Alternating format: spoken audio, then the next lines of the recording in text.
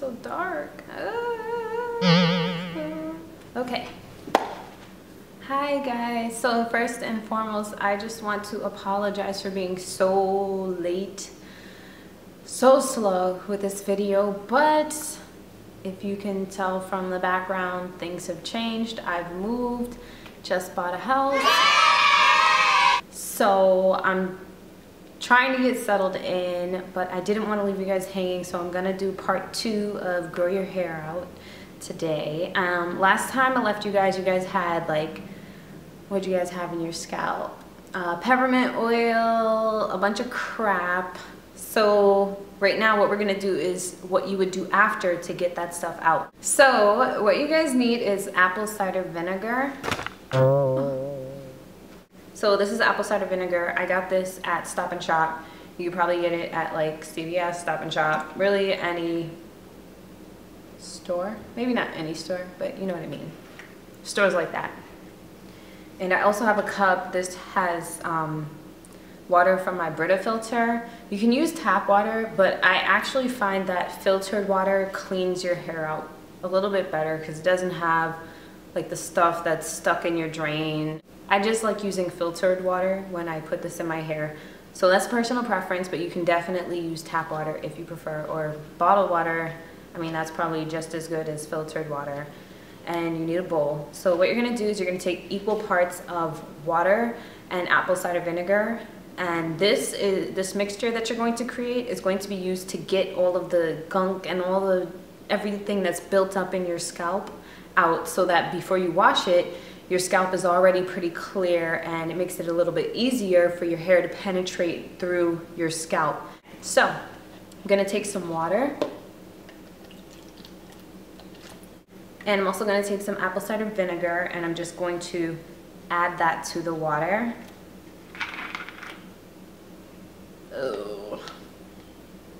So you don't wanna put a whole bunch, but you do wanna put an equal amount.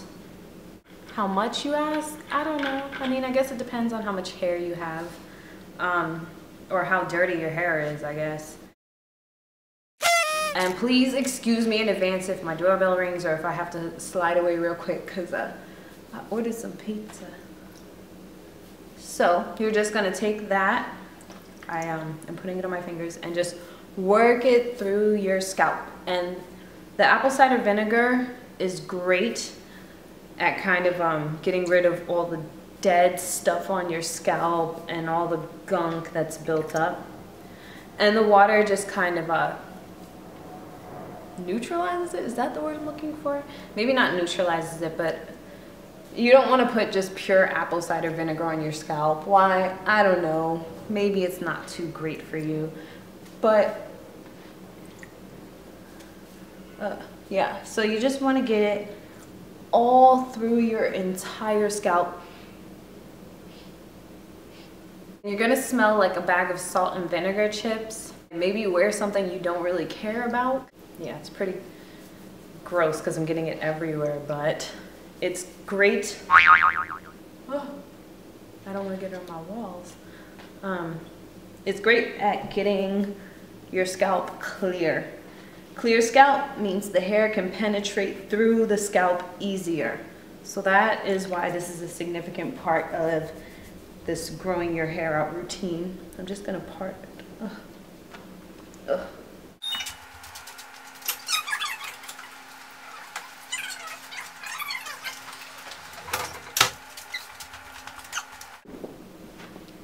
That was my fatty food.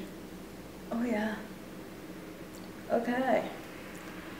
I don't have curtains yet, so he was probably looking through the window like, what the hell is this girl doing? None of your business. So I'm gonna continue to work this through my scalp until I feel like I've saturated it. And again, fingertips. Don't make me clap. Fingertips.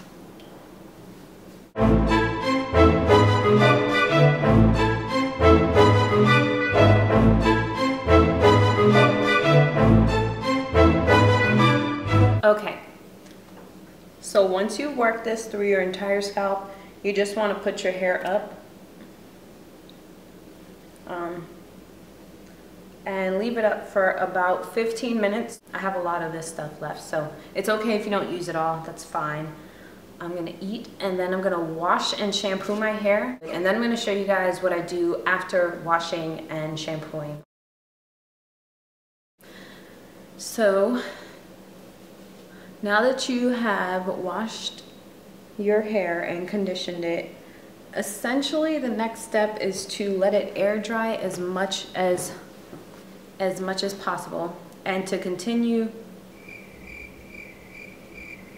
I wrote something on this.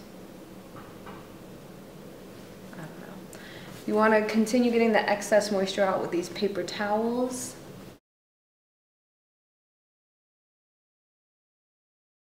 And once you've gotten the majority of the excess water out of your hair, what you want to do is detangle it. So I like to section my hair into 4 sections. So I take the top and the bottom and just split that in half. You can tie the top with a scrunchie or a clip, whatever you want. All I have right now is a scrunchie. I don't know where anything is these days, so. And then you're just gonna split the back in half. Then you can take the paper towel and just kind of go through the first section that you're going to detangle. Some people like to use a comb when they're detangling. I prefer a brush, and this is my brush of choice. It is filthy right now, there's a lot of hair in it, but this is my brush of choice, a round brush with hard plastic bristles. Yeah. So when you're detangling your hair, you want to work your way from the bottom up. So you're gonna start at the ends, detangle those, and work your way up to the roots until it's completely detangled. You don't want to start at the roots and work your way down, because then you'll run into knots and you'll just be yanking those out of your head. At least when you're working from the bottom up, you have the opportunity to kind of try to at least detangle any knots instead of just ripping the hair out. So it's a little bit more gentle on your hair, but again, you don't want to be too hard on it, because especially when your hair is wet, it's very, very fragile and prone to breakage and damage. So you just want to be gentle. And once you reach the top, you want to take your paper towel again and just work it all the way through.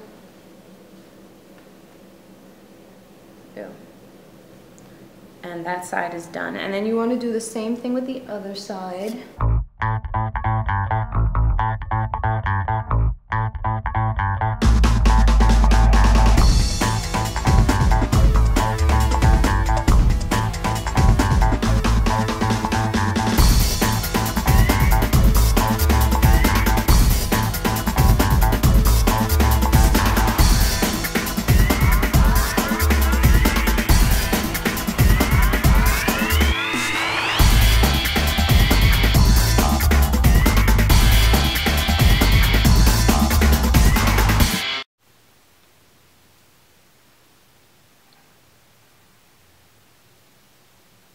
So now that you have detangled your hair completely, the next step is how you're going to style it.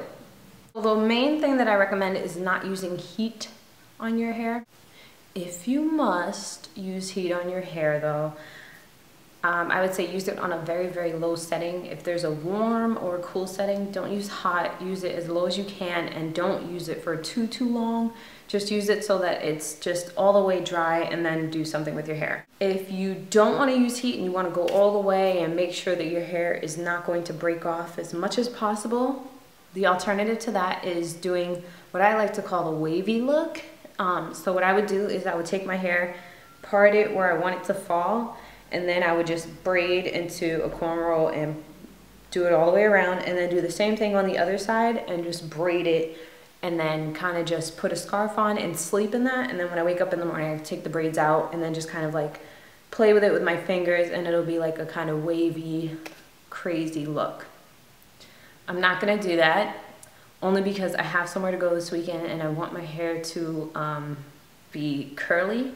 So I am going to put heat on my hair, but I'm going to use it on the lowest setting possible. And before I put any heat on my hair, I am going to use this John Frieda, this full repair.